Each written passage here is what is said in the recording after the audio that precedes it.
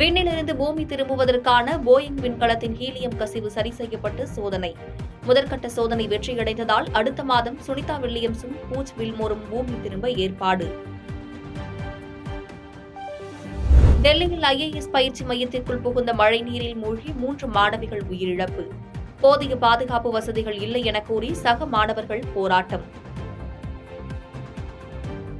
சம்பா சாகுபடிக்கு தண்ணீர் திறப்பதற்கு முன் தேவையான விதைநெல் இடுபொருட்களை வழங்க வேண்டும்.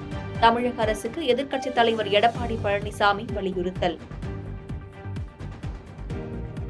பாஜக ஆளும் மாநில அமைச்சர்கள், துணை முதலமைச்சர்களுடன் 2வது நாளாக பிரதமர் மோடி ஆலோசனை. மத்திய அரசு திட்டங்களில் செயல்பாடு, நிர்வாகம் குறித்து கருத்து கேட்பு. பாதகம் செய்பவரை கண்டால் நாம் பயங்கொள்ளலாகாது பாப்பா. மோதி மிதித்து விடு பாப்பா, அவர் முகத்தில் உமிழ்ந்து விடு பாப்பா. அண்மை செய்திகளை உடனுக்குடன் தெரிந்து கொள்ள இணைந்திருங்கள் இயம்நாடு தொலைக்காட்சியுடன்.